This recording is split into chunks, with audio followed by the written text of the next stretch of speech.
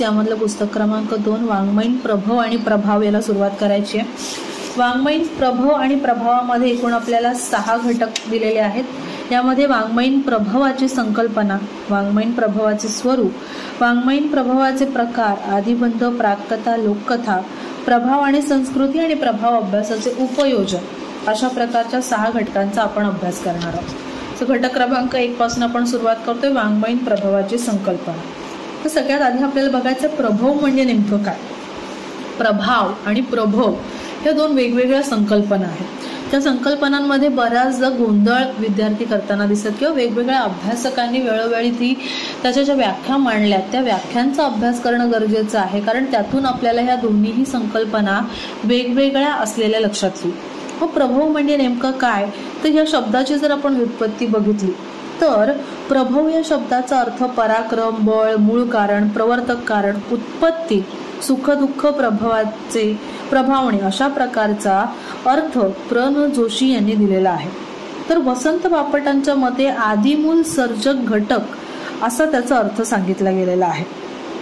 आता याचा अर्थ सर्जक साहित्याचं वस्तुबीज किंवा प्रभाव तपासायचं झालं तर आपल्याला अनेक घटकांचा ठाव घ्यायला लागतो.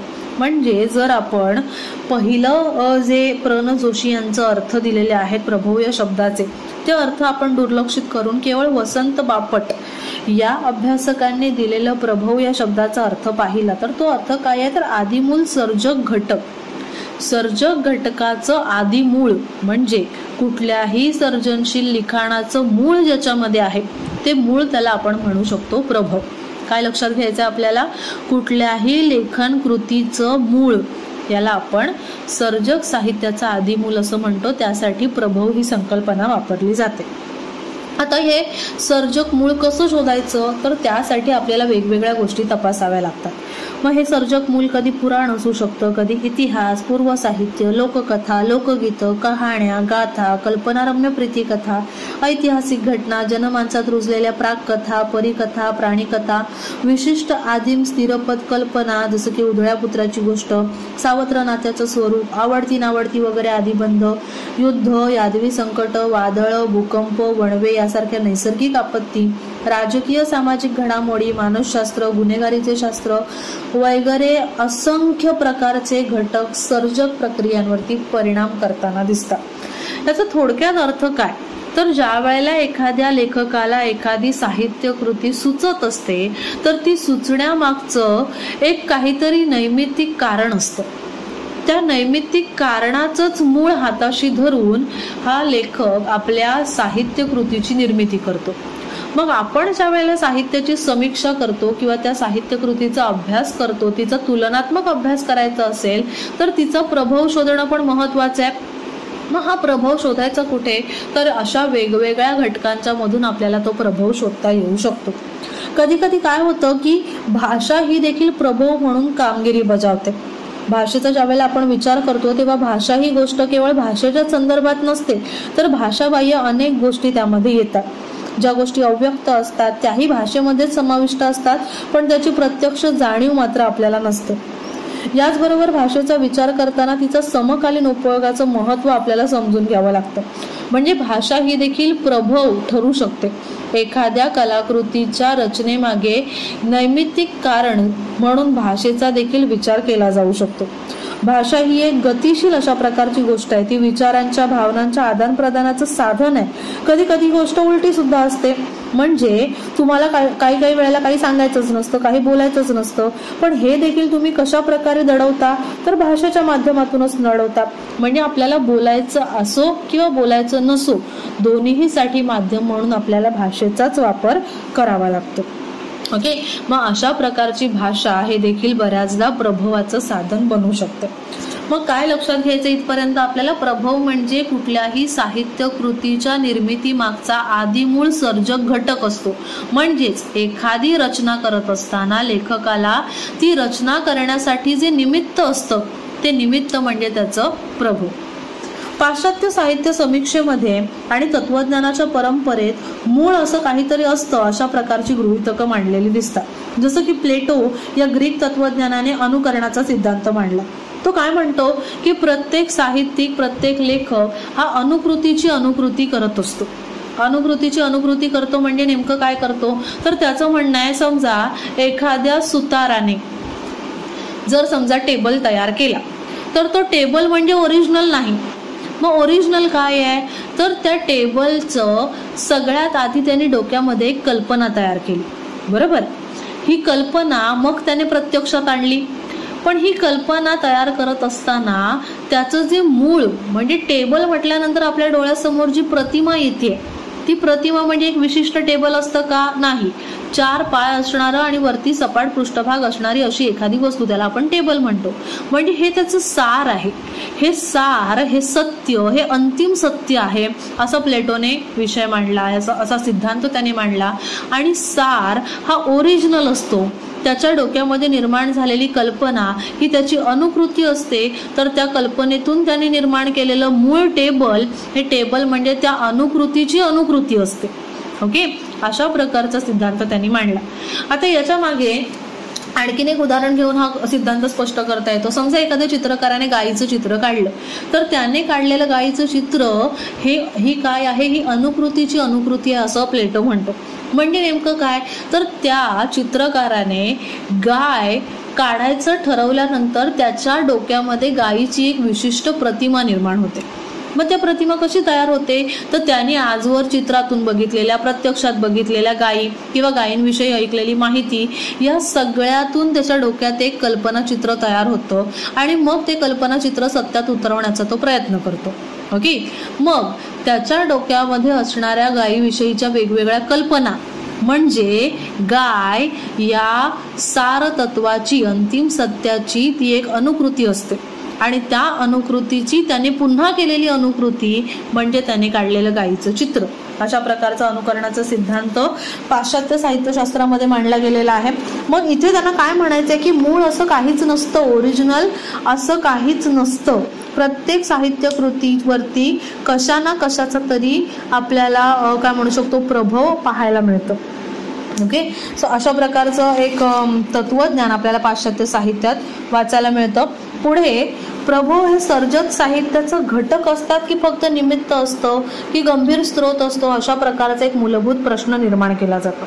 बघा, जर मी म्हटलं की एखाद्या साहित्य कृतीच्या रचनेमागे लेखकाला काहीतरी एक कारण मिळालं, एक काहीतरी घटक सापडला आणि त्याच्यावरून त्याला वाटलंय की आपण साहित्य कृतीचं निर्माण करावं, मग तो घटक फक्त निमित्त मात्र आहे की तोच खरा संपूर्ण साहित्य कृतीच्या निर्मितीचं मुख्य स्रोत आहे, हे कसं ठरवायचं? तर इथे प्रभाव ह्या सर्जक साहित्याचं सहाय्य घटक म्हणून विचार करायचं ठरवलं तर तो एक केवळ निमित्त मात्र ठरतो. ओके, कशा प्रकारे निमित्त मात्र ठरतो? बघा, प्रभाव हे सर्जक साहित्याचं सहाय्यक घटक किंवा निमित्त असू शकतं, पण बऱ्याचदा असं आढळतं की प्रभावाची भूमिका नाममात्र असते. तिचा साहित्य कृतीशी, मूल्यांशी फारसा गंभीर संबंध नसतो. ओके, आता फॉर एक्झाम्पल इथे बघा, एखादा खेड्यामध्ये राहणारा जो व्यक्ती आहे, तो खेड्यामध्ये राहणारा व्यक्ती हा त्या खेड्यात बोलली जाणारी बोलीभाषा वापरत असेल, म्हणजे त्याची मातृभाषा वापरत असेल. आता तो जर अचानक शहरामध्ये आला तर शहरामध्ये आल्यानंतर इथे त्याला मोठ्या प्रमाणात प्रमाण भाषेचा वापर करावा लागेल, बरोबर. मग त्याला कुठेतरी आपल्या मातृभाषेपासून, बोलीभाषेपासून तुटलेपण अनुभवावं लागेल आणि या तुटलेपणाच्या भावनेतूनच त्याच्या बोलीभाषेविषयीचं प्रेम, त्याचा स्वाभिमान उफाळून येऊ शकतोय आणि याच सर्जक मूळ घटकाचं निमित्त साधून तो आपल्या स्वतःच्या मूळ बोलीभाषेत साहित्यकृती निर्माण करायचा डिसिजन घेऊ शकतोय. मग इथे आपण साहित्यकृतीची निर्माण करतोय, त्या साहित्यकृती मागचं मूळ काय झालं, तर त्याचं भाषेपासून वाटलेलं तुटलेपण.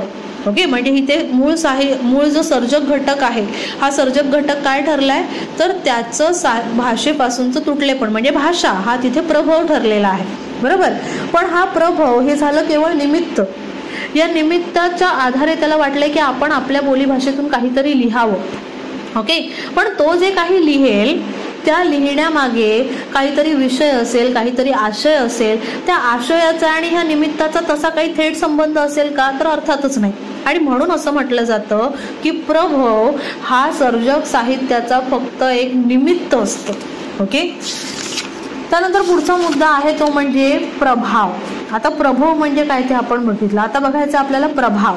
प्रभाव म्हणजे एखाद्या गोष्टीचा आपल्या लिखाणावर पडलेला प्रभाव. ओके, या अर्थाने आपण ही संकल्पना वापरतो. तौलनिक साहित्यामध्ये प्रभावाचा अभ्यास समाविष्ट केलेला असतो. एकापेक्षा अधिक भाषांमधील वाङ्मय कृतीचा विचार आपल्याला तौलनिक साहित्यात करावा लागतो आणि म्हणूनच अशा दृष्टिकोनातून विचार केल्यास त्या दोन्ही कलाकृतींमध्ये काय समानता आहे, काय भेद आहेत किंवा साहित्याचं मूलाधार काय आहे हे तपासणं महत्त्वाचं ठरतं. आणि म्हणूनच प्रभाव अभ्यासाची सुरुवात ही साहजिकच तौलनिक अभ्यासाबरोबर सुरू होते असं आपल्याला म्हणावं लागतं. मराठी समीक्षेमध्ये हा विषय 1960च्या दरम्यान अवतरलेला आहे, तोही पाश्चात्य आणि परकीय समीक्षेचा आधार घेत. आपण मगाशीच बघितलं की पाश्चात्य साहित्यशास्त्रामध्ये प्लेटो या अभ्यासकाने जो अनुकृतीचा सिद्धांत मांडलाय, हा अनुकृतीचा सिद्धांत फार आधी मांडला गेलेला आहे. त्यानंतर कित्येक वर्षांनी अगदी आधुनिक काळात म्हणता येईल अशा प्रकारे 1960च्या दरम्यान मराठीमध्ये या पाश्चात्य सिद्धांताच्या अनुषंगानेच प्रभाव विचाराची सुरुवात झालेली आपल्याला पाहायला मिळते. ओके, मग प्रभाव या शब्दाचा आपल्याला अर्थ समजून घ्यायचा आहे. बघा, 2 किंवा अधिक साहित्य कृतींचा अभ्यास करताना आपल्याला अनेक भाषांचा, अनेक गोष्टींचा विचार करावा लागतो. जसं की त्याची भाषा, त्याची तुलना, त्याचे साम्य, त्यामधील भेद, त्यामधील सारखेपणा, अशा घटकामधून आपल्याला त्या साहित्य कृतींवर एकमेकीचा प्रभाव आहे का किंवा दुसऱ्या कुठल्या तरी एका साहित्याचा समान प्रभाव दोन्हीवर सापडतोय का किंवा एकमेकींचा कुठल्याच प्रकारे सारखेपणा नाही, कुठल्याच प्रकारचा प्रभाव त्याच्यावर दिसत नाहीये, ते अतिशय वेगळं अशा प्रकारचं साहित्य आहे, या सगळ्याचा विचार तौलनिक साहित्यात आपल्याला करावा लागतो. बरोबर, केवळ मूलाधार शोधणं महत्वाचं नाही, म्हणजे केवळ प्रभाव काय आहे याचा शोध घेणं तौलनिक साहित्यामध्ये महत्वाचं नसतं, तर त्याच्या व्यतिरिक्त मूलाधारातून प्रभावापर्यंत पोहोचणं आणि हा प्रभाव ऐतिहासिक, सामाजिक, राजकीय अशा कार्यरत असणाऱ्या शक्ती किंवा साहित्य संस्कृती व्यवहारात शास्त्रशुद्ध पद्धतीने कसा अभ्यासता येईल याचा विचार करणं हे तौलनिक साहित्य अभ्यासाचं महत्त्वाचं काम आहे असं आपल्याला म्हणता येतं. ओके, म्हणजे केवळच मी असं म्हटलं की एखाद्या साहित्यकृतीचा या साहित्यकृतीवरती प्रभाव आहे, म्हणजे ह्या लेखकाने दुसऱ्या एका लेखकाच्या विचारांचा किंवा साहित्यकृतीचं नुसतं कॉपी पेस्ट केलं किंवा अनुकरण केलेलं आहे असं म्हणून मी तो अभ्यास संपवू शकत नाही. मला तो प्रभाव नेमका कुठल्या दृष्टिकोनातून आलाय, तो कितपत आहे, ओके, तो पॉझिटिव्हली आहे की निगेटिव्हली आहे, या दोन्हीही दृष्टिकोनातून मला त्या एकंदर प्रभावाची काय म्हणू शकतो आपण छाननी करावी लागते आणि हेच तौलनिक साहित्याभ्यासामध्ये अभिप्रेत असतं. एखाद्या प्रसिद्ध, लोकप्रिय किंवा महत्त्वाच्या संहितेचं स्वागत आणि अनुकरण केलं जाणं हे अतिशय स्वाभाविक आहे. म्हणजे बघा, कधी कधी काय होतं की साहित्य क्षेत्रामध्ये एखादा लेखक एखादी अतिशय उत्कृष्ट दर्जाची नाविन्यपूर्ण अशा प्रकारची साहित्यकृती निर्माण करतो आणि मग पुढची बरीच वर्ष त्या साहित्यकृतीचा प्रभाव साहित्य क्षेत्रामध्ये राहतो. म्हणजे त्याच साहित्यकृतीच्या प्रभावातून वेगवेगळे लेखक आपल्या साहित्यकृती निर्माण करताना दिसतात. आता हे स्वाभाविकच आहे, पण ती एक बदलाची प्रक्रिया म्हणून आपल्याला बघावं लागतं. कारण एखाद्या संहितेचं अनुकरण करताना हे अनुकरण जसं तसं तर केलं जात नाही, त्यामध्ये काहीतरी बदल निश्चितच केला जातो. कुणी असं तर करत नाही की एखाद्या लेखकाचं पुस्तक उचललं आणि ते रिप्रिंट करून स्वतःच्या नावावर छापून घेतलं. अशा प्रकारची अनुकरणं साहित्यात होत नसतात.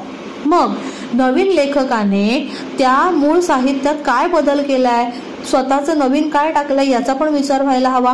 बरोबर, म्हणजे केवळच अनुकरण केलेलं आहे असं म्हणून तौलनिक साहित्य अभ्यास आपल्याला थांबता येत नाही, तर ते अनुकरण करताना कुठल्या प्रकारचा प्रभाव, कितपत प्रभाव त्या साहित्यिकावरती पडलेला आहे ह्याचा आपल्याला शोध घ्यावा लागतो. आता एक उदाहरण आपल्याला या ठिकाणी दिलेलं आहे बघा. यामध्ये लहानपणापासून माझं वडिलांशी पटलं नाही. एकतर त्यांची अंगकाठी अस्सल बापासारखी भयानक भरभक्कम आहे. पोळ्याला मोठ्या माणसांची हुतुतू वगैरे खेळ गंमत म्हणून होता तेव्हा त्यांचं उघडं शरीर मला अश्लील वाटतं. माझं कोणाशी भांडण वगैरे झालं की माझी चूक नसली तरी ते उदाहरणार्थ मला चोप द्यायचे. अशा प्रकारची एक संदर्भ आपल्याला कोसला या भालचंद्र नेमाडे यांच्या कादंबरीत वाचायला मिळतो. आता असं सिमिलर काहीतरी आपल्या वडिलांविषयीचं काय म्हणू शकतो वर्णन आपल्याला सॉलिंजर या अमेरिकन बेफिकीर वृत्ती असलेल्या कादंबरीमध्ये देखील वाचायला मिळतं. मग या दोन्ही कादंबरीमध्ये असलेलं लेखकाने आपल्या वडिलांविषयीचं केलेलं वर्णन, ह्या सिमिलॅरिटीज शोधायचं ठरवलं आणि मग आपण ह्या दोन कादंबरींची तुलना करायची ठरवली. तर ह्या दोन कालकृती नेमक्या कुठल्या कालखंडात लिहिल्या गेल्या, त्यांचा कालखंड जवळचा आहे का, एकसारखा आहे का, मग कुठली आधी लिहिली गेली आहे, कुठली नंतर लिहिली गेली आहे, मग आधीच्या साहित्यकृतीतून आधीच्या साहित्यकृतीच्या प्रभावातून दुसरी लिहिली गेली का, अशा प्रकारचा विचार आपल्याला तौलनिक साहित्य अभ्यास करताना करावा लागतो. आणि म्हणूनच प्रभाव ही संकल्पना व्यवस्थित समजून घेणं अगत्याचं ठरतं.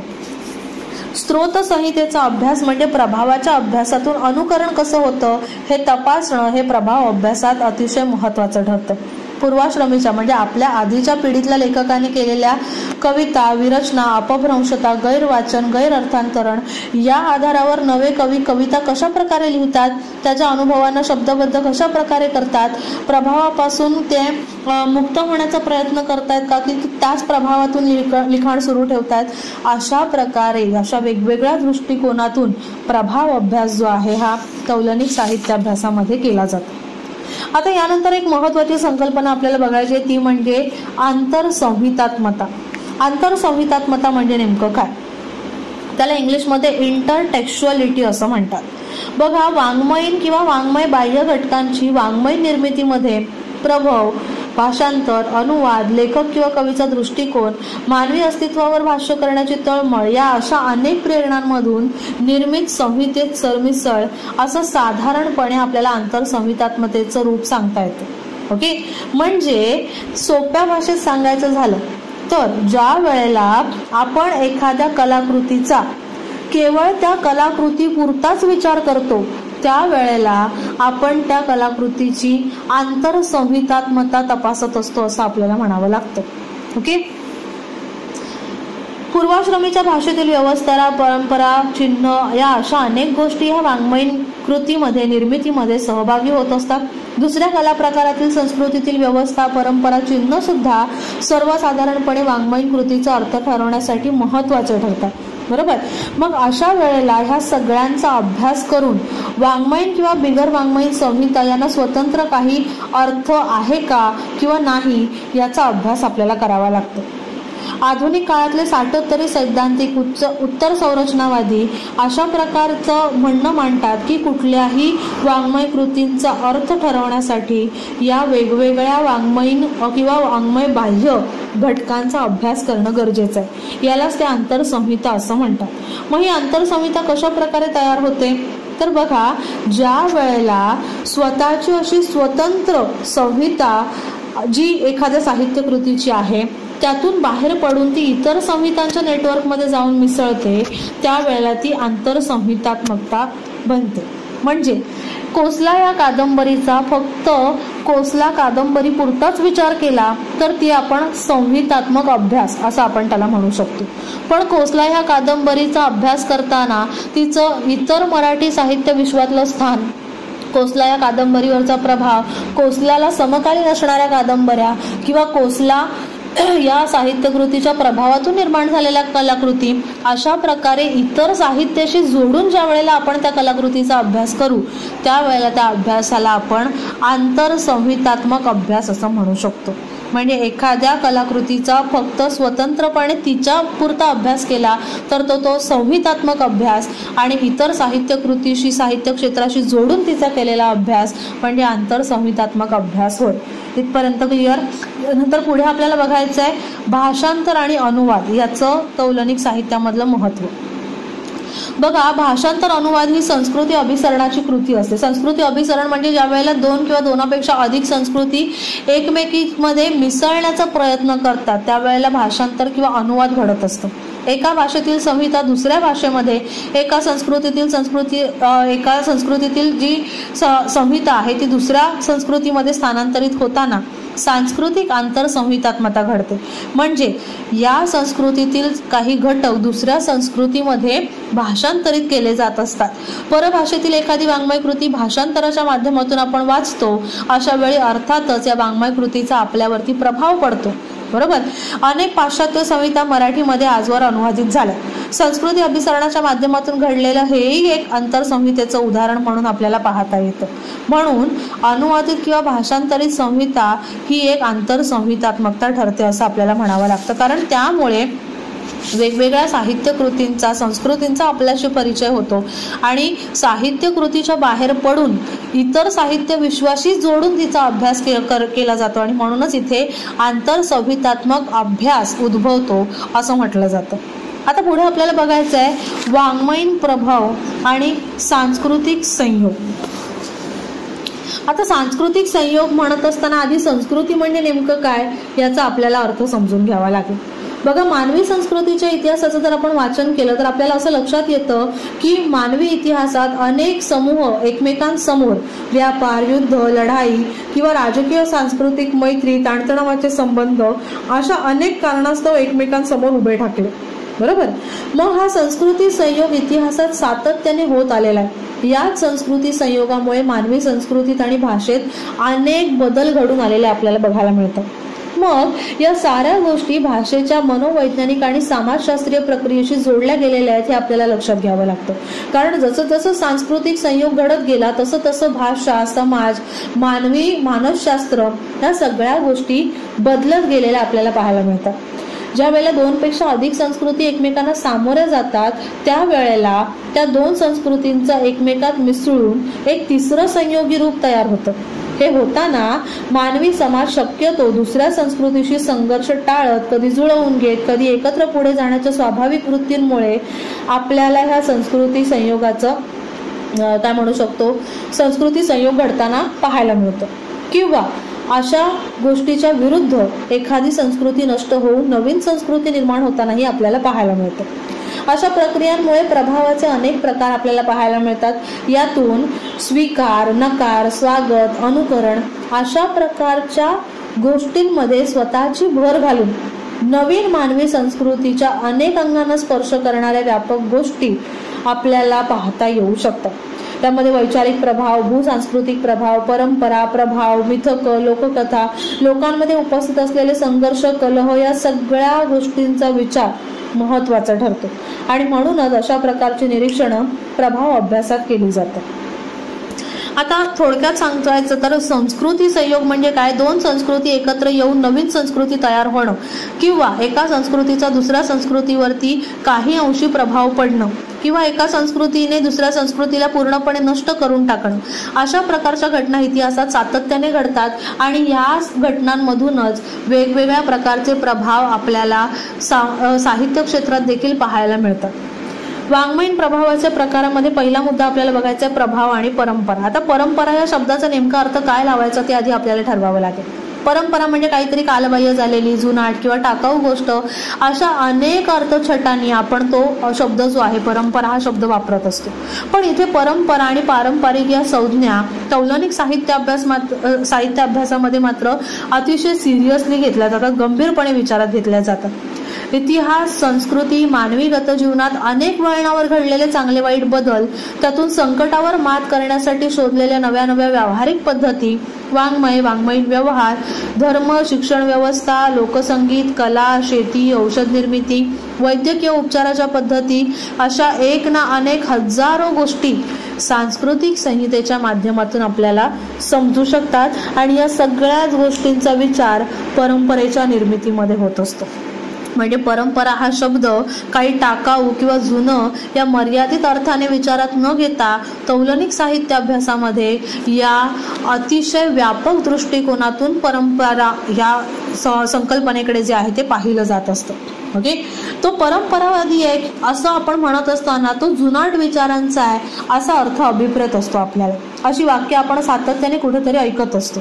पण तो व्यक्ती परंपरावादी आहे या वाक्यामागचा अर्थ समजून घ्यायचा ठरवला तर परंपरेमधील चुकीच्या गोष्टींचं समर्थन तो करतोय किंवा त्या चुकीच्या गोष्टी त्याच्या स्वभावात आपल्याला वारंवार पाहायला मिळतात या अर्थाने तो परंपरावादी आहे असं त्या वाक्याचा अर्थ आपण घ्यायला हवा. बघा, परंपरा ही इतिहास प्रवासातून घडत जाणारी एक सांस्कृतिक आणि राजकीय घटना असते आणि म्हणून तिच्यामध्ये अनेक प्रवाह येऊन मिसळलेले आपल्याला पाहायला मिळतात. कारण माणूस जगताना सतत संघर्ष करत असतो, त्याच्यासमोर कित्येक समस्या उभ्या ठाकत असतात. या समस्यांची 2 हात करताना त्याला सातत्याने काय म्हणू शकतो आपण, नवनव्या गोष्टी निर्माण कराव्या लागतात. उदाहरणार्थ एखाद्या रोगाचा सामना करताना कोणकोणती औषधं उपलब्ध आहेत याचा विचार माणूस करू लागतो, आणि यातून काहीच हाती लागलं नाही की मग मानवी समाज कुठल्या तरी निष्कर्षापर्यंत येऊन पोहोचतो, आणि मग त्यातून नवीन औषधोपचारांचा शोध जो आहे तो लागतो. जसं की उदाहरणार्थ 1665 मध्ये लंडनमध्ये ब्युबॉनिक प्लेग किंवा गाठीच्या प्लेगने थैमान घातलं होतं. या भयंकर महामारीवरती इंग्लिश कादंबरीकार डॅनियल डिफने 1722 साली journal of the plague year हे पुस्तक लिहून याबद्दल प्रबोधन केलं. या पुस्तकाचा पुढे प्लेगच्या संशोधनासाठी भरपूर उपयोग झाला.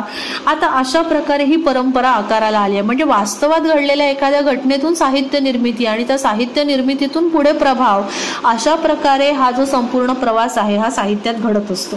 ओके.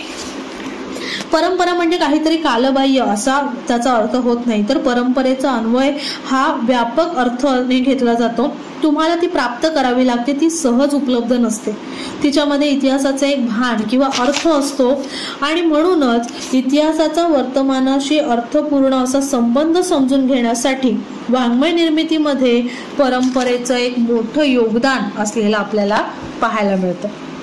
बघा, एखादा नवीन लेखक ज्या वेळेला नवीन संहिता निर्माण करत असतो त्यावेळेला तो आपल्यासोबत वाङ्मयीन परंपरेला घेऊनच सर्जन करतो. म्हणजे मी एखादी कविता लिहायचं ठरवलं तर नवीन कविता लिहित असताना आजवर माझ्या भाषेमध्ये लिहिल्या गेलेल्या किंवा इतर कुठल्याही भाषांमध्ये लिहिल्या गेलेल्या कवितांचा एक परंपरा माझ्यापर्यंत पोहोचलेल्या असतात, आणि त्यातूनच मला कविता म्हणजे नेमकं काय, हा साहित्य प्रकार, त्याची वैशिष्ट्य, त्याचा आकृतीबंध लक्षात आलेला असतो, आणि मग त्यात नवीन काहीतरी भर घालून मी माझ्या शब्दात तो मांडण्याचा प्रयत्न करते. म्हणजेच परंपरेला सोबत घेऊनच एखादा लेखक आपल्या नवीन साहित्य कृतीची निर्मिती करत असतो. बरोबर.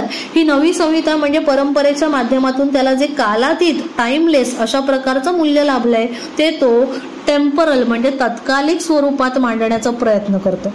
म्हणजे परंपरेतून समजलेला अर्थ वास्तविक तत्कालीन परिस्थितीशी जुळवून तिचं नव्याने मांडणी करण्याचं काम प्रत्येक लेखक आपापल्या लेखन कृतीतून करतो, असं या ठिकाणी म्हटलेलं आहे.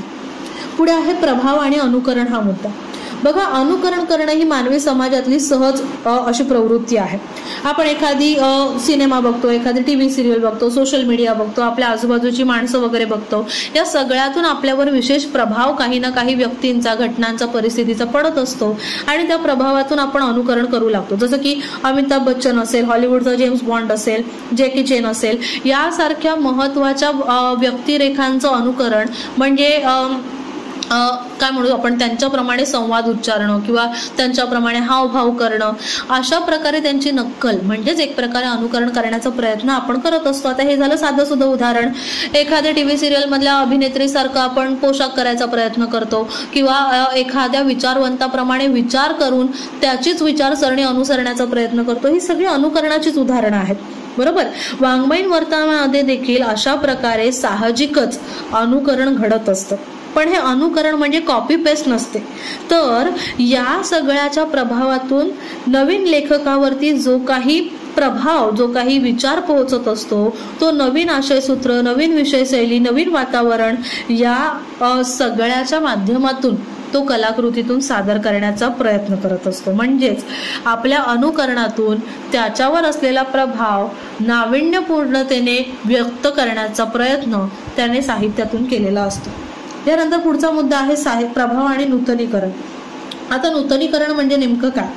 आता नूतनीकरण ही गोष्ट देखील कमी अधिक प्रमाणामध्ये अनुकरणाच्या जवळ जाणारी आहे असं आपल्याला बघायला मिळतं.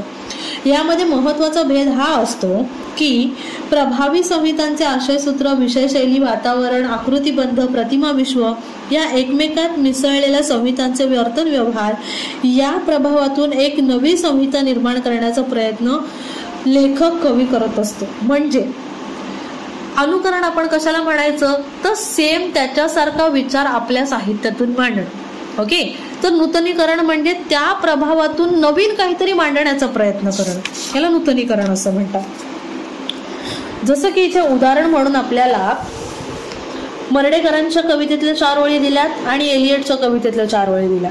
मर्ढेकरांच्या 4 ओळी आधी आपण वाचून बघूया. महानगरीय संध्याकाळचं वर्णन करताना त्यांनी काय म्हटलंय?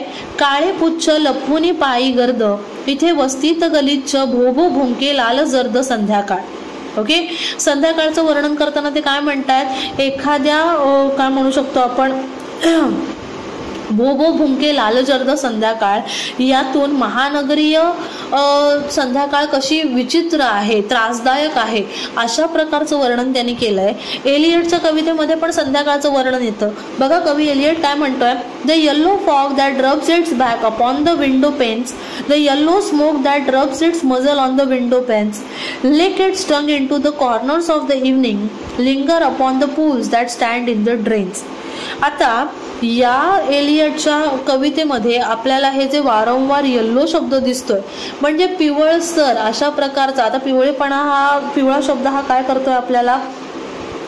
एक विचित्र कोंदट अशा प्रकारचं वर्णन करण्यासाठी हा शब्द वापरला गेलेला आहे. मग याचंच अनुकरण न करता सेम टू सेम त्याच अर्थाने येल्लो या शब्दाचं अनुकरण न करता मर्ढेकरांनी आपल्या या संध्याकाळच्या वर्णनामध्ये काळ्या बंबाळ अंधारी कुट्ट पिवळी पहाटी कोंबटशा पिळी धारा अशा अर्थाने वर्णन केलेलं आहे. बघा, कुट्ट पिवळी पहाटी. आता पिवळी पहाटी यामध्ये पिवळ्या रंगाचं वर्णन त्यांनी पहाटेसाठी वापरलेलं आहे, तर एलियट पिवळ्या रंगाचं वर्णन संध्याकाळसाठी करतो. म्हणजे इथे कुठेतरी दोघांमध्ये एकमेकावरती असलेला प्रभाव जाणवतोय, पण तो प्रभाव जसा तसा आलेला नाही, तर त्याच्यामध्ये काहीतरी वेगळेपणा आणण्याचा प्रयत्न केलेला आहे. बरोबर, हे आपल्याला जाणवतं. यालाच नूतनीकरण असं म्हणतात. त्यानंतर पुढचा मुद्दा आहे विचारपंथांचा प्रभाव. बघा, विचार प्रणालीचा प्रभाव हा एक महत्वाचा प्रभाव आपल्याला मानावा लागतो. जसं की वेगवेगळ्या काळामध्ये आपण साहित्यात वेगवेगळे विचार प्रवाह निर्माण झालेले बघायला मिळतात. जसं की आंबेडकरी प्रवाह असेल किंवा मार्क्सवादी प्रवाह असेल, या वेगवेगळ्या विचारवंतांनी आपल्या साहित्यातून जे काही विषय मांडलेले आहेत त्या विषयातून एक विशिष्ट विचार प्रणाली तयार होते आणि त्या विचार प्रणालीचा प्रभाव लेखक वर्गावर पडतो आणि त्यातून नवीन त्या विचारांशी बांधील अशा प्रकारचं साहित्य निर्माण होऊ लागतं. ओके, व्यवस्थेला प्रश्नांकित करण्याचा क्रांतिकारक संकेत या वाङ्मयातून गोचर झालाय. त्याचा स्रोत हे विचार प्रणालीत सापडतात. म्हणजे उदाहरणार्थ नामदेव ढसाळ यांच्या कवितांमध्ये अशा प्रकारचे प्रश्न कवितेला विचारले जातात.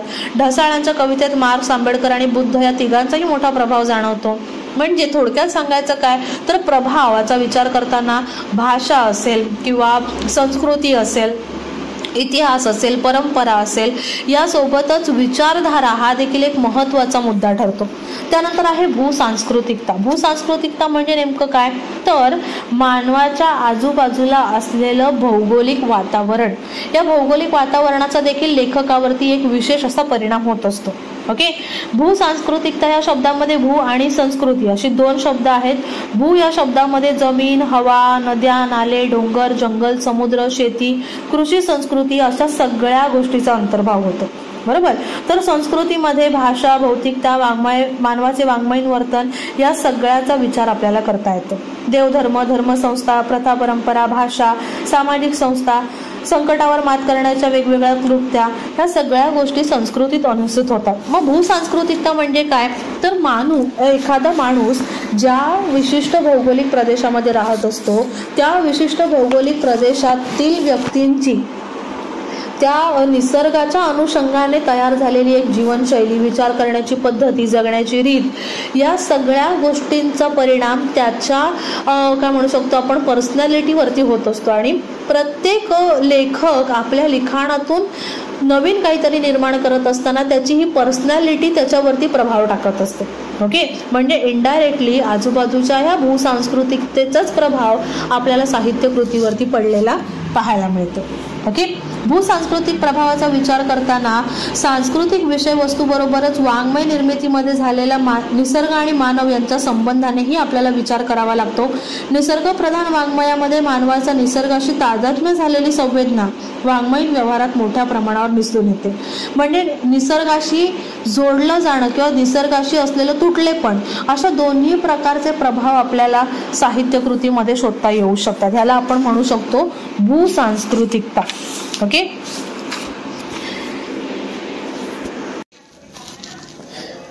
घटक क्रमांक 4 आदिबंध, प्राककथा आणि लोककथा. यामध्ये सगळ्यात आधी आपल्याला समजून घ्यायचं आहे आदिबंध म्हणजे काय. बघा, आदिबंध ही संकल्पना जी आहे ही मानसशास्त्रीय संकल्पना आहे. मग मानसशास्त्राचा विचार केला तर आधुनिक मानसशास्त्राचा पाया हा सिगमंड फ्रॉइड या लेखकाने किंवा या मानसशास्त्रज्ञाने 19व्या शतकामध्ये घातला असं मानलं जातं.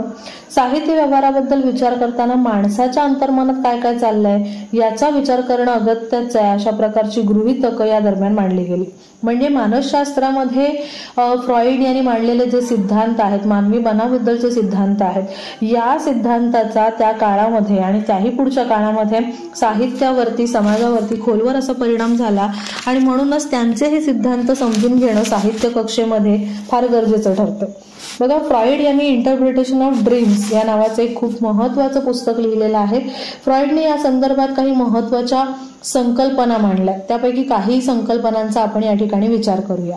पहिली संकल्पना आहे ती म्हणजे इच्छांचं दमन, रिप्रेशन किंवा उन्नयन म्हणजे सबलिमेशन. विस्मृती म्हणजे अमनेशिया, जाणीव, कॉन्शियस, नेणीव, अनकॉन्शियस या त्या संकल्पना आहेत. थोडक्यात सांगायचं तर जाणीव, नेणीव किंवा सचेतन, अचेतन, अबोध मन असे मनाचे 3 कप्पे त्यांनी केलेले आहेत. पहिला आहे जाणीव म्हणजे कॉन्शियस. मनाचे 3 भाग आहेत असं त्यांनी सांगितलंय. पहिला भाग आहे तो कॉन्शियसचा म्हणजे जाणीवेचा, दुसरा आहे नेणीव म्हणजे अनकॉन्शियस आणि तिसरा आहे अबोध मन ज्याला पूर्णतः झोपलेलं मन अशा प्रकारे आपण म्हणतो. यासाठी इड, इगो आणि सुपर इगो या 3 संकल्पना त्याने अनुक्रमे मांडलेल्या आहेत. यातच जाणीवेचा अंतर्भाव आपल्याला केलेला दिसतो. बघा, व्यक्तीच्या अनेक क्रिया प्रक्रियातून तो प्रकट होतो. आपल्या इच्छा, आकांक्षा, विचार यांच्यावरती हा इड म्हणजे जाणीवेचा भाग लक्ष ठेवून असतो. व्यक्तीच्या अनेक क्रिया प्रक्रियांवरती तो प्रकट होत असतो. समाजातल्या विविध प्रथा, परंपरा, रूढीरिवाज यावर इगो सर्वात जास्त प्रभाव टाकतो.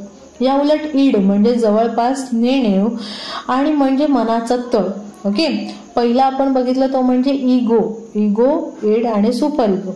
इगो काय करतोय तर माणसाच्या या सर्व काय म्हणू शकतो आपण इच्छा, आकांक्षा किंवा वागणूक, प्रथा, परंपरा, रूढीरिवाज या सगळ्यावर त्याचा प्रभाव असतो. तर इड म्हणजे नेणीव जो मनाचा तळ आहे, मनाचा शेवटचा टप्पा आहे.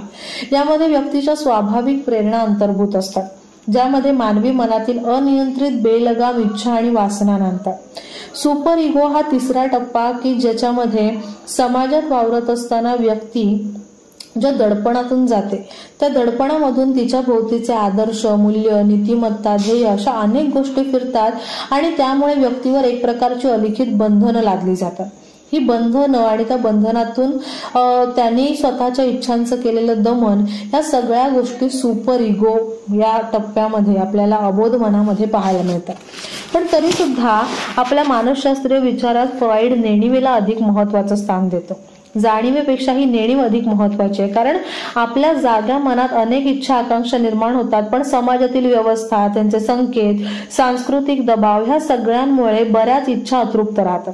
मग अतृप्त असणाऱ्या इच्छा, आकांक्षांचं दमन होतं आणि माणसाच्या स्वप्नामध्ये या अतृप्त इच्छा, आकांक्षांनाच एक विशिष्ट आकार प्राप्त होतो.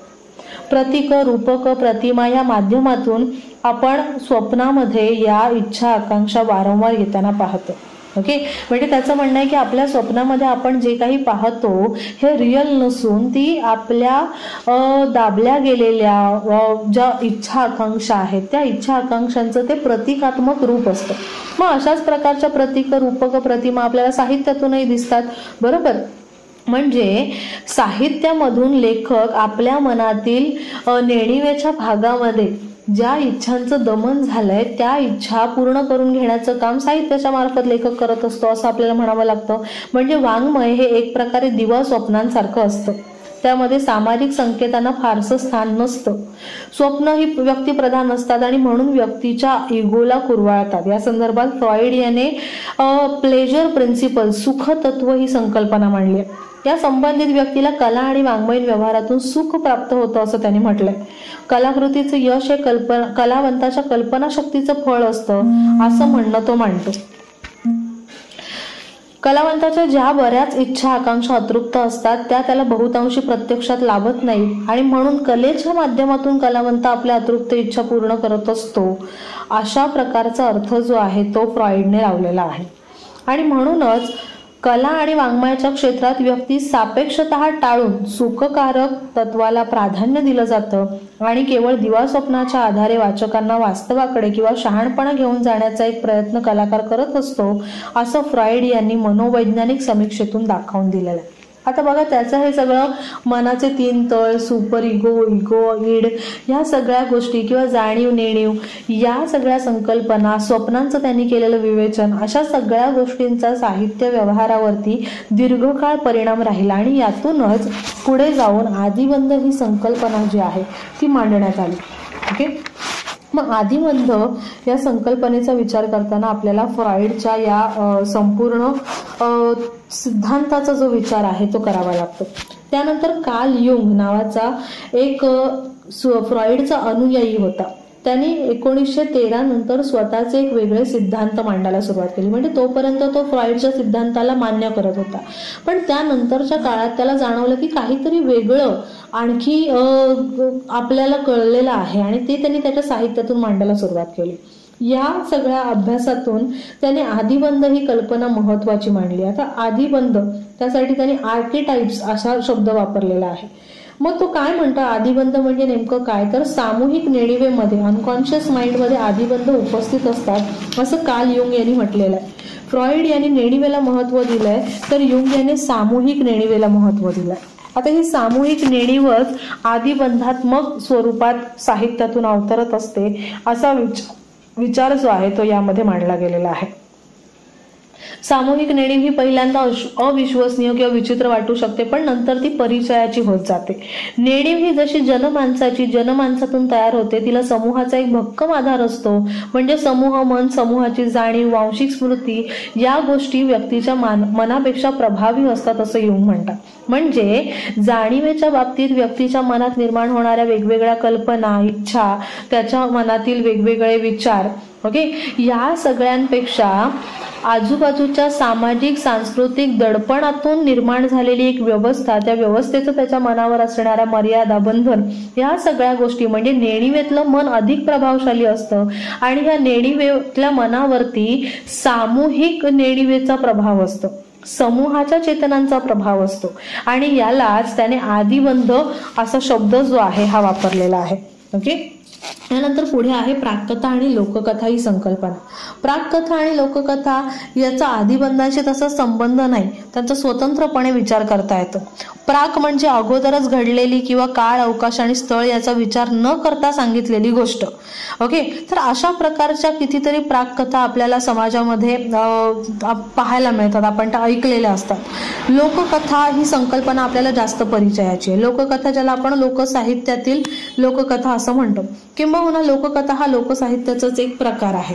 लोकसाहित्यामध्ये म्हणजे वर्षानुवर्ष परंपरागत आपण काही गोष्टी ऐकलेल्या असतात. ओके, परंपरेने तर चालत आलेलं असतं, त्यांना आपण म्हणतो लोककथा.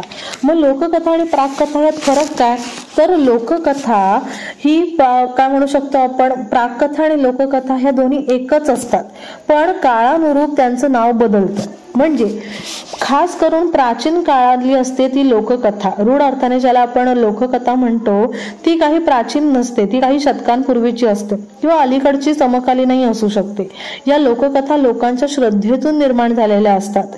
ओके, पण नंतर लोककथा मौखिक पद्धतीने एका पिढीकडून दुसऱ्या पिढीकडे संक्रमित होतात आणि त्यांचे लिप्यंतर होते. ओके, मग प्राककथा ही एक प्रकारची लोककथाच असते असं म्हणावं लागतं.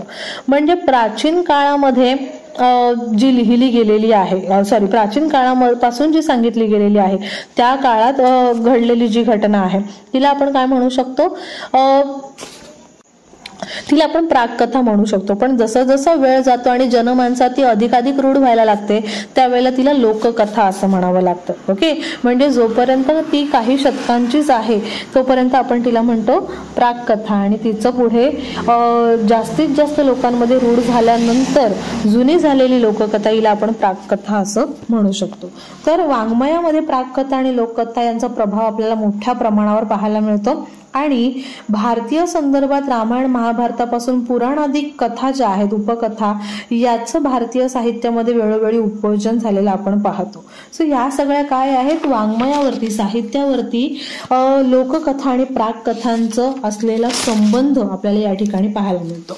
यानंतर पुढची संकल्पना आहे घटक क्रमांक 5 मधली, ती म्हणजे संस्कृती संपर्क आणि ज्ञान संवर्धन. तर संस्कृती संपर्क म्हणजे नेमकं काय?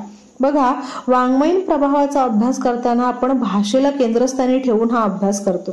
संस्कृती संपर्क होत असताना एखादी विशिष्ट भाषा बोलणारा लोकसमूह, त्यांच्या जीवनातील बारीक सारीक जगण्याचे तपशील, संघर्ष, वाद, कलह, त्या लोकसमूहाची विचार करण्याची पद्धत, त्यातून निर्माण झालेल्या चांगल्या वाईट प्रथा, परंपरा, विचारधारा, लोकसमूह म्हणून निर्माण झालेली वर्तन, वैशिष्ट्य, सत्तेचा प्रश्न, सत्तेतील अंतर्विरोध, स्त्री जीवन, स्त्री पुरुष संबंध, प्रेम, सदाचार, विचार, अविचार, जगण्याची साधनं, आर्थिक, राजकीय आणि सामाजिक जनजीवन, अशा अनेक गोष्टी आपल्याला संस्कृती संपर्क या संकल्पनेत लक्षात घ्याव्या लागतात. म्हणजे वाङ्मयीन प्रभावाचा अभ्यास हा केवळ भाषा या एका घटकापुरता मर्यादित नसतो, तर त्यामध्ये ह्या सगळ्या गोष्टी अंतर्भूत असतात. यालाच आपण संस्कृती संपर्क असं म्हणू शकतो. मानवी इतिहासामध्ये ज्ञानक्षेत्राच्या कक्षा रुंदावण्याचं कार्य अनेक संस्कृतींनी केलंय. मग ती भारतीय संस्कृती असू देत किंवा पाश्चात्य असू देत, लॅटिन अमेरिकन, आफ्रिकन किंवा जापनीज असू देत, प्रत्येक संस्कृतीने काही ना काही मानवी ज्ञानात भर टाकलेली आहे असं आपल्याला पाहायला मिळतं. बरोबर. पण त्यातही विशेषतः इस्लामी लोकांचं योगदान फार मोठं आहे, कारण या इस्लामी राजसत्तांनी जगभरात प्रवेश केलेला आहे, वेगवेगळ्या देशांमध्ये आक्रमण करून स्वतःच्या सत्ता स्थापन केलेल्या आहेत आणि त्यामुळे ह्या इस्लामी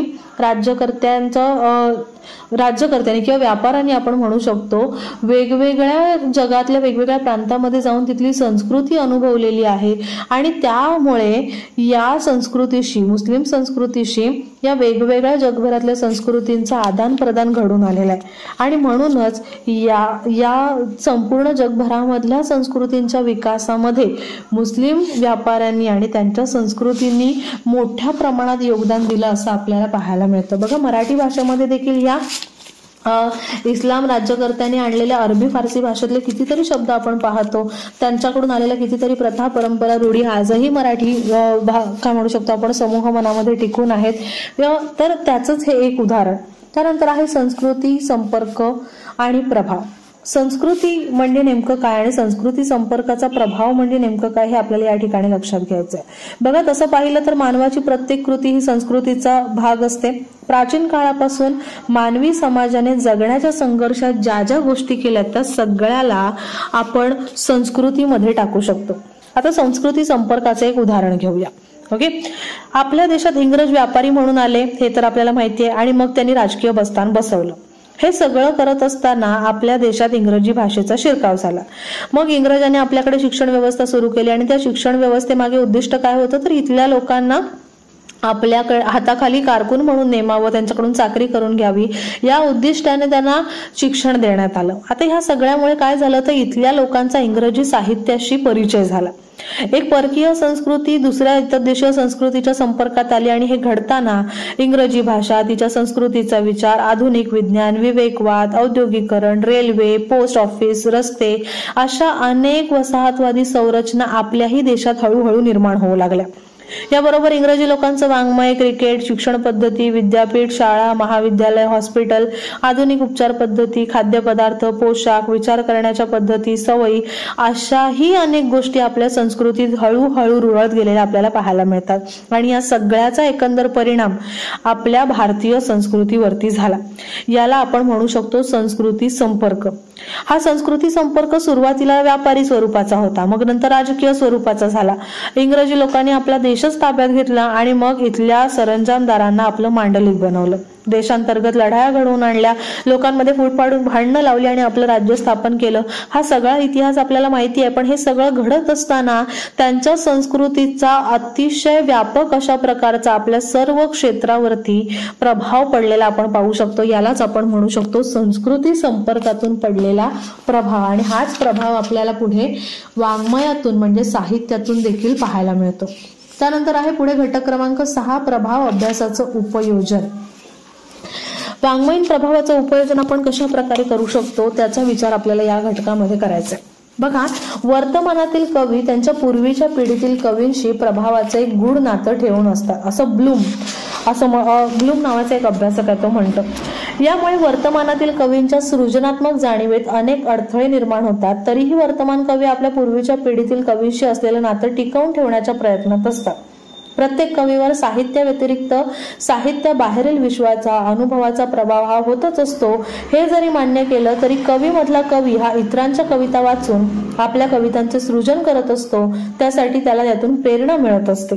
ब्लूम असं म्हणतो की यात एक धोका संभवतो तो असा की अशी कविता अस्तित्वात असलेल्या कवितेचं अनुकरण करू शकते. या प्रक्रियेला त्याने क्रुदंत ही संज्ञा वापरली आहे. ही क्रुदंत कविता दुर्बल स्वरूपाची असते आणि ह्या प्रभावातूनच चिंतेची प्रेरणा वर्तमान कवीमध्ये निर्माण होते. अल्पसंख्य आणि प्रमुख सशक्त कवींची पृथकात्मक कविता ही अशा प्रभावाखाली असून देखील महत्वाची असते असं त्याचं म्हणणं आहे. आणि हे होत असताना कोणत्या कोणत्या महत्वाच्या प्रक्रिया घडतात याचा आदमास ब्लूम यांनी आपल्या ग्रंथातून घेतलेला आहे. यात त्यांनी 6 प्रमाणकं सांगितली आहेत, ज्यातून प्रभावित कवी हा फ्रॉइडियन किंवा अर्ध फ्रॉइडियन तंत्रातून आणि परंपरेतून निर्माण झालेल्या साहित्यिक मानदंडातून कसा प्रतिबिंबित होत जातो याची त्यांनी सोदाहरण विवेचन जे आहे ते मांडलेलं आहे. काय म्हणायचं त्याला बघा, प्रत्येक नवीन लेखक हा आपल्या आधी जे काही लेखक निर्माण झालेत त्या लेखकांच्या प्रभावात असतो. थोड्याफार प्रभावामध्ये तो कायमच असतो आणि मग ह्या प्रभावातूनच तो आपलं नवीन लेखन निर्माण करत असतो. बरोबर. मग यातून बऱ्याचदा अशा प्रकारचा धोका संभवतो की पुन्हा पुन्हा त्याच विषयाचं, त्याच स्वरूपाचं, तशाच विचारसरणीचं साहित्य निर्माण होऊ शकेल. मग ही घटना ज्या वेळेला पुन्हा पुन्हा घडायला लागते त्यावेळेला वर्तमान काळातल्या लेखकांमध्ये एक चिंता, एन्झायटी जी आहे ती तयार होते आणि यातून काहीसं वेगळं, परंपरेपासून थोडंसं वेगळं, निराळं अशा प्रकारचं साहित्य निर्माण व्हायला सुरुवात होते. आता ही सगळी प्रोसेस आहे. बरोबर. हा वाङ्मयीन प्रभावाचा एक काय म्हणू शकतो आपण आराखडा आहे असं आपल्याला म्हणता येतं. तर अशा गोष्टींचा विचार जो आहे तो ब्लूम यांनी आपल्या पुस्तकामधून मांडलेला आहे. आता याच्या पुढे आपल्याला बघायचं आहे ते म्हणजे प्रभाव अभ्यासाचा विविध ज्ञानशाखांशी असलेला संबंध. आता हा संबंध कशा प्रकारे तपासायचा तर त्यातली पहिली शाखा जी आहे ती आहे डिजिटल ह्युमॅनिटीज किंवा मानव्य विद्या शाखा. या शाखेचा काय म्हणू शकतो आपण प्रभाव अभ्यासाशी काय संबंध आहे तो आपण बघणार आहोत. बघा, सुरुवातीला 1990 ते 2000 या दशकामधल्या वाङ्मयाचा विचार आपण करायचा आहे. या साहित्याचा विचार केला तर वाङ्मयाचं संगणकीकृत किंवा डिजिटलायझेशन आणि तांत्रिक पायाभूत सुविधा निर्माण करण्याचं काम झालं. 2000 नंतर गेल्या 1.5-2 दशकात अनेक डिजिटल ह्युमॅनिटीज ही दुसऱ्या आणि तिसऱ्या लाटेच्या प्रभावात असलेली पाहायला मिळते. यातूनच आज मानवी संस्कृतीचं आकलन होताना दिसतं. ही एक क्लिष्ट आणि आकलनाच्या कक्षा धुसर करणारी बाब आहे.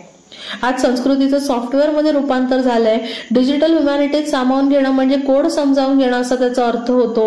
वृत्तपत्र, प्रिंट उद्योग, ई पुस्तक, ई लिंक टेक्नॉलॉजी यातून होणाऱ्या संस्कृती निर्मितीचं आकलन आणि या अनुषंगाने उद्योग, व्यापार, इकॉनॉमीज यांचं आकलन हा प्रामुख्याने डिजिटल ह्युमॅनिटीजचा आशय होऊ शकतो.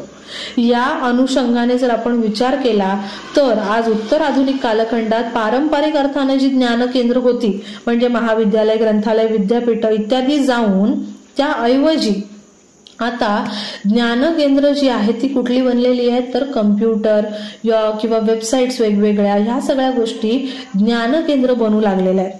कारण 1990 ते 2000 या दशकांपासून सर्व ग्रंथ संपदा ही हळूहळू कम्प्युटराईज करण्यात आली. कम्प्युटराईज प्रती त्याच्या उपलब्ध झाल्यात आणि म्हणून आज आपल्याला ज्या ज्या वेळेला एखाद्या गोष्टीविषयी ज्ञान मिळवावं असं वाटतं तर ते पूर्वी आपल्याला ज्ञान मिळवायचं म्हटलं की आपण शाळा, कॉलेज, महाविद्यालय किंवा ज्याला विद्यापीठ असं आपण म्हणतो याच्यावरती डिपेंडेंट असायचं. परंतु आज मात्र आपल्या हाताशी ज्ञानाचा इतका मोठा साठा, माहितीचा इतका मोठा साठा कम्प्युटरमुळे, डिजिटल काय म्हणू शकतो आपण गोष्टींमुळे उपलब्ध झालेला आहे. आणि या सगळ्यामुळे पारंपरिक ज्ञानाचे जे स्रोत आहेत म्हणजे शिक्षणाचे जे पारंपरिक स्रोत होते महाविद्यालय, ग्रंथालय, विद्यापीठ ही दुय्यम स्थानावरती गेलेली आपल्याला पाहायला मिळतात. आता या सगळ्यामुळे ज्ञानसंवर्धनाच्या परिवर्तनाचा वाटा खूपच अभूतपूर्व अशा प्रकारच्या भूमिका येणाऱ्या भविष्यात बजावू शकतात. यातून ज्ञानाच्या पारंपरिक गेटकीपरांना, विद्यापीठांना दुर्लक्षून नव्या डिजिटल तंत्रज्ञानामुळे क्रांतिकारक बदल जे आहेत ते होत जाणार आहेत आणि म्हणूनच भविष्याबद्दलची एक चिंता जी आहे ती आता आपल्याला भेडसावू लागलेली आहे. कारण ह्या विद्यापीठांमधून महाविद्यालयातून पारंपरिकदृष्ट्या आपण जे शिक्षण घेत होतो त्याला काही विशिष्ट प्रकारचा काय म्हणू शकतो आपण शिस्त होती. ओके, त्याला एक विशिष्ट प्रकारच्या मर्यादा होत्या. परंतु डिजिटल ह्युमॅनिटीजमुळे झालेलं काय आहे की आपल्यावरती माहितीचा विचित्र प्रकारे भडीमार केला जातो आणि मग खरं काय खोटं काय याचा अंदाज लावता येत नाहीये. आणि ही माहिती इतक्या मोठ्या प्रमाणात उपलब्ध झाली आहे की तिची सत्यता पडताळण्याबाबतीतही आपण निराशाजनक झालेलो आहोत. मग ह्या इतक्या सगळ्या माहितीचं करायचं काय, ती कशा प्रकारे वापरावी, या सगळ्या बाबतींमध्ये प्रश्न जे आहे ते हळूहळू निर्माण व्हायला लागलेत. आणि म्हणून येणाऱ्या भविष्य काळामध्ये डिजिटल ह्युमॅनिटीज आपल्याला काय म्हणू शकतो मोठ्या प्रमाणावर चिंतेचा विषय ठरणार आहे. या डिजिटल ह्युमॅनिटीजचा म्हणजे मानवी विद्या शाखेचा अभ्यास प्रभाव अभ्यासातून आपल्याला करता येऊ शकतो. कारण बघा, या डिजिटल ह्युमॅनिटीजद्वारे आपल्याला जी काही माहिती उपलब्ध होते आजूबाजूला, जसं की आपल्या आजूबाजूला आपण सातत्याने वापरत असलेले सर्च इंजिन्स असतील, गुगल असेल किंवा एन्सायक्लोपीडिया असेल, फेसबुक, व्हॉट्सअप यासारख्या वेबसाईट्स असतील, तर ह्या सगळ्याचा आपल्यावरती नकळत होणारा जो प्रभाव आहे हा प्रभाव कुठेतरी साहित्य क्षेत्रावरती देखील प्रभाव टाकतोय. आणि म्हणूनच डिजिटल ह्युमॅनिटीज आणि प्रभाव अभ्यास याचं काही ना काही नातं असलेलं आपल्याला बघायला मिळतं. दुसरं आहे ते म्हणजे तुलना. आता तुलना करणं ही माणसाची एक स्वभाव वृत्ती आहे. मूलतः आपण तुलना का करतो तर एखादी गोष्ट चांगली की वाईट हे ठरवण्यासाठी, तिचा दर्जा ठरवण्यासाठी, तिचं मूल्यमापन करण्यासाठी आपण तुलना करत असतो, बरोबर. मग त्याचप्रमाणे साहित्यामध्ये देखील एखाद्या साहित्य कृतीचं मूल्यमापन करायचं असेल तर तिची तुलना वेगवेगळ्या साहित्य कृतींशी करून बघावी लागते. आता या संदर्भात जॉन पॉल सार्त्र आणि अल्बर्ट काम्यू यांनी अस्तित्ववादाचं तत्वज्ञान मांडलं आणि ह्या तत्वज्ञानाचा मोठा प्रभाव आपल्याला दुसऱ्या महायुद्धानंतरच्या कालखंडात मराठी वाङ्मयावर झालेला पाहायला मिळतो. त्याचबरोबर राजकीय, सामाजिक, वास्तववादी, अतिवास्तववादी अशा अनेक प्रकारच्या तत्वज्ञानाच्या प्रभावाखाली मराठी वाङ्मयामध्ये लेखन झालेलं आहे. आता या सगळ्या बाबतीमध्ये आपल्याला प्रभाव अभ्यास करायचा झाला तर हा प्रभाव नेमका कुठून आलाय, कुठल्या विचारसरणीमधून आलेला आहे, त्याचा विचार तुलनात्मक साहित्यामध्ये करता येतो. म्हणजे तुलनात्मक साहित्य आणि प्रभाव अभ्यास या दोघांचं कनेक्शन असलेलं आपल्याला पाहायला मिळतं. तिसरा आणि शेवटचा घटक आहे तो म्हणजे भाषांतर. बघा, गेल्या 100 वर्षात मोठ्या प्रमाणात मराठीमध्ये पाश्चात्य साहित्य अनुवादित झालंय. सोबतच कित्येक काही प्रमाणामध्ये भारतीय साहित्य देखील पाश्चात्य भाषांमध्ये अनुवादित झालेलं आपल्याला पाहायला मिळतं. फ्रेंच, जर्मन, स्पॅनिश, रशियन या भाषांसोबत इंग्रजीत मोठ्या प्रमाणावर भाषांतर जे आहे ते होताना दिसतंय. देशांतर्गत भाषांतराचा विचार केला तर मराठीमधून बंगाली, हिंदीतून कन्नड, तमिळमधून बंगाली, कन्नडमधून मराठी अशा प्रकारे इतर देशीय भाषांमध्ये भाषांतर मोठ्या प्रमाणावर होत आहे. म्हणजे भाषांतर करत असताना आपल्याला प्रभाव अभ्यासाशी कसं प्रकारे हे कनेक्टेड करता येऊ शकतंय तर भाषांतर आपण ज्या वेळेला 2 कलाकृतींमध्ये करतो, त्या 2 कलाकृती समजा वेगवेगळ्या भाषांमधल्या असतील, 2 वेगवेगळ्या संस्कृतींमधल्या असतील, तर अशा वेळेला त्या 2 भाषांचा, त्या भाषा बोलणाऱ्या समूहाचा, त्यांच्या संस्कृतीचा एकमेकीवर काही प्रभाव आहे का याचा अभ्यास आपल्याला करावा लागतो. म्हणजेच भाषांतर अभ्यास आणि प्रभाव अभ्यास याचं कुठे ना कुठे कनेक्शन आहे असं आपल्याला म्हणावं लागतं. युरोपियन आणि अमेरिकन लोकप्रिय कथनात्मक साहित्य तर मोठ्या प्रमाणात मराठीत अनुवादित झालंय. त्याचबरोबर इंग्रजी अभिजात साहित्य देखील मराठीत दाखल झालंय. याची अनेक उदाहरणं आपल्याला देता येतील. इंग्रजी बरोबरच फ्रेंच, जर्मन, स्पॅनिश, रशियन अशा अनेक भाषांमधून अभिजात साहित्य जे आहे ते मराठीत आले आणि त्यातूनच अनेकविध सिद्धांत किंवा वैचारिक पुस्तकांची, तत्वज्ञानात्मक पुस्तकांची मांडणी आपल्याला मराठी भाषेत उपलब्ध झालेली पाहायला मिळते, ज्यामुळे मराठीचा ज्ञानविस्तार अर्थातच वाढलेला आहे.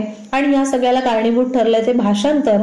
या भाषांतराचा आणि प्रभाव अभ्यासाचा किंवा तुलनात्मक अभ्यासाचा अतिशय जवळचा संबंध आहे आणि म्हणूनच तौलनिक साहित्य अभ्यासामध्ये भाषांतराला अतिशय महत्वाचं स्थान प्राप्त झालेलं आहे. सो अशा प्रकारे आपण या पुस्तकामध्ये एकूण प्रभाव म्हणजे काय, प्रभाव म्हणजे काय, त्याच्याशी संबंधित वेगवेगळ्या संकल्पना आणि प्रभाव अभ्यासाचं कशा प्रकारे आपण मराठी साहित्यात उपयोजन करू शकतो या सगळ्या घटकांचा आढावा घेतलेला आहे.